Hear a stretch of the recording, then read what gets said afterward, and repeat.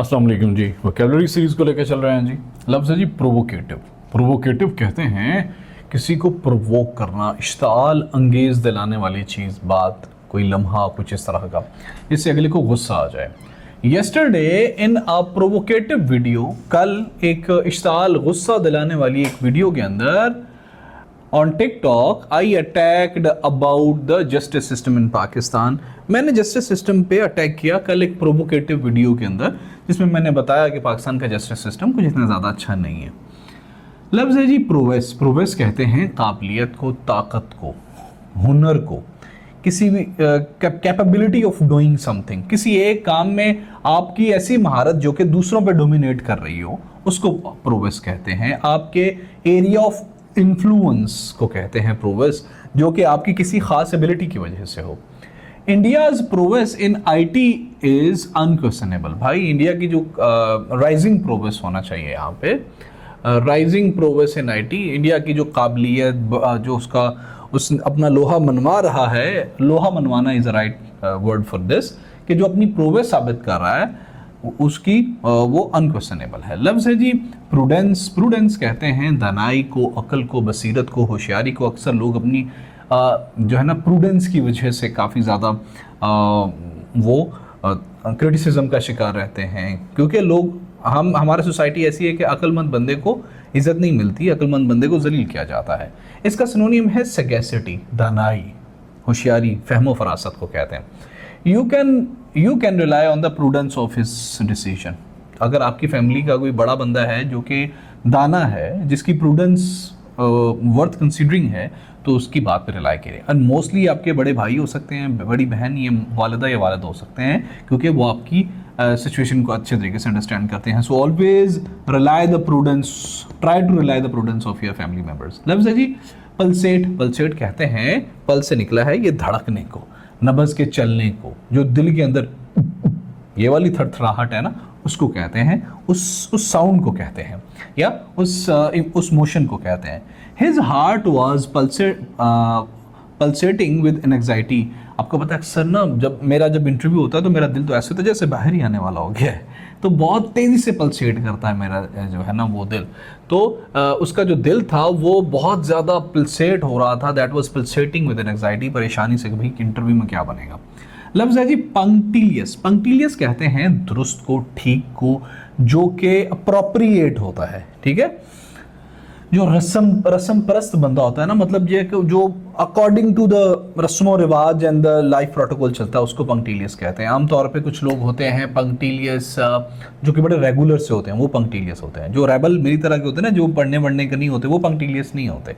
पंक्टिलियस is someone who do everything with so proficiency and perfection.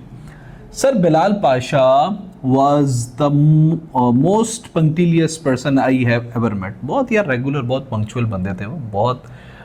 Sir Bilal Pasha के बारे में अगर आप नहीं जानते तो मेरी पिछली वीडियोस देख लें। Bilal Pasha was also of teacher and he was very punctilious person. लफ्ज़ है जी proportionate। proportionate कहते हैं मुनासिब को, किसी चीज़ के तनासुब को, चीज़ों का बराबरी को कहते हैं। ठीक है, उनके अंदर जो मुनासबत होती है उसको कहते हैं। The degree of punishment is meant to be proportionate to the seriousness of the crime. जुर्म उतना होना चाहिए जितना सज़ा उतनी होनी चाहिए जितना जुर्म होता है, लेकिन पाकिस्तान में इसके पैरेलल नहीं होता। प्रोपोर्शनेट जो होता है ना, वो आपकी इक्वल होता है टू द पावर। अगर आप पावरफुल हैं तो अब क्राइम की सज़ा आपको उस पर प्रोपोर्शनेट के हिसाब से मिलेगी, ना कि आपकी क्राइम के हिसाब से। लफ्ज़ है जी प्रोप्राइटी। प्रोप्राइटी कहते हैं मौजूनियत को, माकूलियत को, दुरुस्ती को। सिनोनिम इसका होता है अप्रोप्रिएट होने की जो कैफियत होती है, उसको प्रोप्रिएटी कहते हैं। Behave with propriety in the presence of your रिश्तेदार। अपने जब रिश्तेदारों की प्रेजेंस में, अपने रिलेटिव्स की प्रेजेंस के अंदर ना कोशिश करेंगे प्रोप्रिटी के, बिहेव विद द प्रोप्रिटी, क्योंकि वही वो बाद में आपको ताने देंगे, वो आपके लक्षण गिरवाएंगे। प्रोसेक एक लफ्ज़ है जी, प्रोसेक कहते हैं जो कि जिसमें शायरी नहीं होती। आपको पता है शायरी क्या है? शायरी होती है झूठ होता है, एग्जैजरेशन होती है शायरी।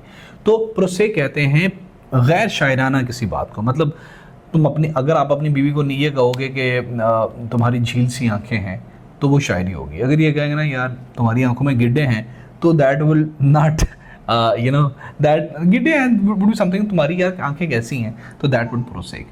कोई भी गैर शायराना फीकी रूखी रूखा बेमज़ा बात, फीकी बात, जैसे मैंने अभी जो तुम्हारी है फीकी सी, बिल्कुल इसी तरह से आप anything which is tasteless, any situation which has no taste, वो प्रोसेक होगी।